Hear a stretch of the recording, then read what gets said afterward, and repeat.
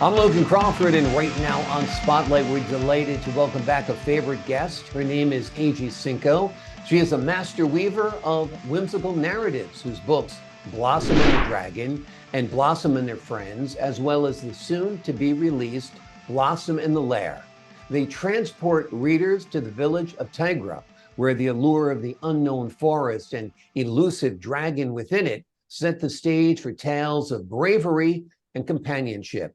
As you delve into her enchanting stories, be prepared to venture into unexplored realms and discover the magic that blossoms in unexpected friendships. We're delighted to have this very talented author join us here today on Spotlight. We thank the team at Sweet Spire Literature Management for helping us put her in the spotlight today. And we ask viewers like you to support writers like her by subscribing to our channel. AG, welcome back to our show. So good to see you today.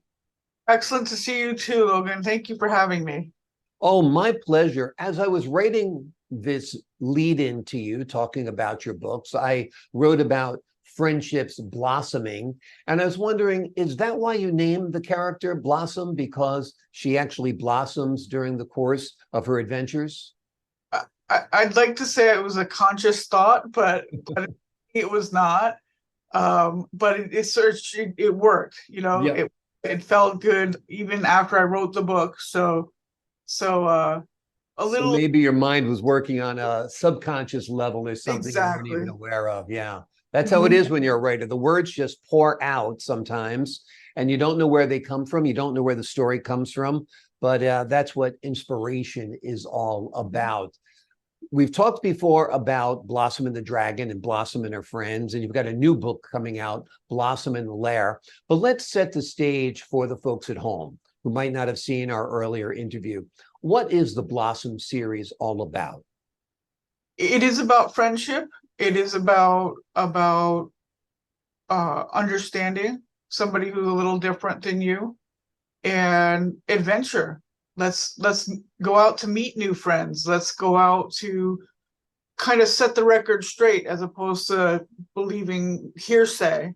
It's, let's talk to the dragon. Maybe he's not so mean after all, and so forth. And maybe he's not the only dragon left. Maybe there are other dragons that are hiding from people because people were so mean or perceived to be so mean, but then maybe we could get together again and kind of put all that aside and start over. Exactly. It's a great exploration for children of the other. We're afraid of the other. We're afraid of the different. We're afraid of the unknown. So it could be a dragon that is just misunderstood. And I think that's the beauty of your books. That's for sure. Tell us a little bit about your new book, Blossom and the Lair. So in Blossom and Her Friends, Christopher bonds with a blue dragon called Little Blue. And so Little Blue and Christopher come back to Tigra with Dragon and Blossom. And Little Blue has never had her own space. She's always had to share with the younger dragons. So Dragon decides on Little Blue's birthday that she should have her own space. Dragon can't do everything by himself, so he engages the help of Blossom and her friends and her relatives to make this lair a perfect one for Little Blue. Nice. That's a very sweet story indeed. Now, as I recall, you work with children, correct? In like a pre-K setting or something? I actually work for college students who have certain disabilities, certain disadvantages. And I make sure that they can get through college in a less stressful, less difficult path. Absolutely. Well, that's great work, very noble work. Have you been able to read the Blossom series to children? I have, and they're just amazed. They're so glad to hear there are more Blossom books and more coming. So they're excited. They're very excited. So Blossom and the Lair does not end the series. There's going to be more books coming afterwards? Absolutely. Yeah. Great. Have you started writing those yet, or they're still kind of formulating up here? They're kind of formulating. I have a an idea for the fourth book, but I'm gonna let that be a surprise for next year. Wonderful. And have you envisioned these perhaps as a video series for kids or a TV series? Because I think with great animation and great characters and your terrific story, I think it would be a wonderful combination. I thought funny you say that because Sweet Spire is actually working with me on making a cartoon animation for both Blossom and the Dragon and Blossom and her friends. So they're Wonderful. putting both books into one screen, one cart, animation. Right. Excellent. Excellent. So producers and so forth will get an idea of how this story could be turned Mhm. into a cinematic event. And Mhm. I think that'd be great. Absolutely. Absolutely. What's your favorite part about writing these books? Reading them to an audience. Yeah. I like to see the ahas, even with the older readers and the young readers alike. They're saying, "Oh, I can get something out of this," or this is cool. Didn't think of it like that. Kind of expression. Um, as far as the specific act of writing, they come so easily. You know, the I enjoy Blossom so much. I enjoy Dragon. I love the characters so much that they kind of form their own stories, and Mm, I'm here to write it. And they're like, hey, how about this? And so we just write it out. And the next one comes.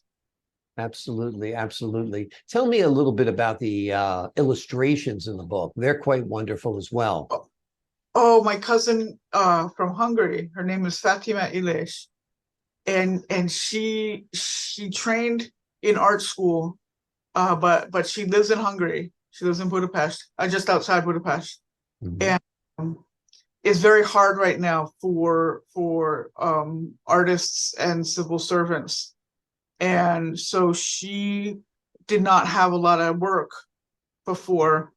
And so I saw in her portfolio that she could draw fairies and dragons and things. And she didn't think they were very good, but I said, no, we have to have this. And so now we are in a great partnership.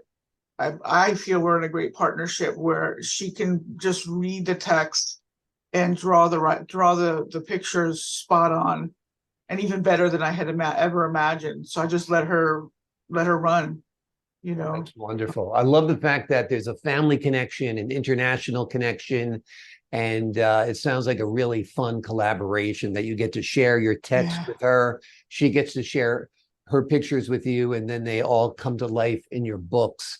And that's got to be a great feeling. it's awesome. It's really Yeah, awesome. Couldn't ask for anybody better. that's wonderful. That's wonderful. I remember talking to you last time about the element of dragons, that kids just love dragons. They love dinosaurs, but they love dragons even more because dinosaurs have some limitations, and dinosaurs, after all, are extinct. But dragons Mhm. are limitless and perhaps still around today. So I really think it sparks the imagination in a child, don't you? Absolutely. Yeah. Absolutely. And I like that. Sometimes the kids were scared because it was dragons they felt were too uh forceful and maybe not always good dragons. And so to be able to have a series of books of good dragons, is important for my way of looking at things. Yeah. Absolutely. Tell us about buzzleberries. What are they? Oh, buzzleberries. So they're crossed between blackberries and raspberries. Mhm. And they grow to probably a little bit bigger than blackberries, Mhm. and they had to be doing something, to get into the woods. There had to be a convention that moves them into the woods and near closer to the forest and the dragon. um they are local only to the valley where Tigra is, and the other villages are, I'm afraid. So no buzzleberries in the works here on Earth, but or at least on this Earth anyway, if you believe in Middle Earth and things like that. But Exactly. but even the kids love to say it, so that makes it, that just had to be continued throughout the series.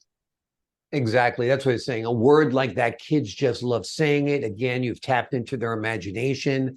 They're picturing Buzzleberry peanut butter and jelly sandwiches. Mhm. They love saying Mhm. it. It's wonderful. All of your work is extremely creative, geared for children in the most perfect way.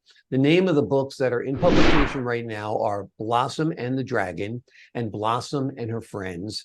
Soon to come out is Blossom and the Lair.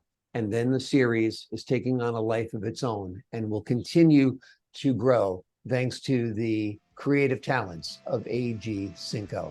A.G., thanks so much for joining us here today on Spotlight. Thank you for having me. Thanks. My pleasure. Fun talk. And to the folks at home, I'm Logan Crawford, thanking you for your time. This time until next time on Spotlight.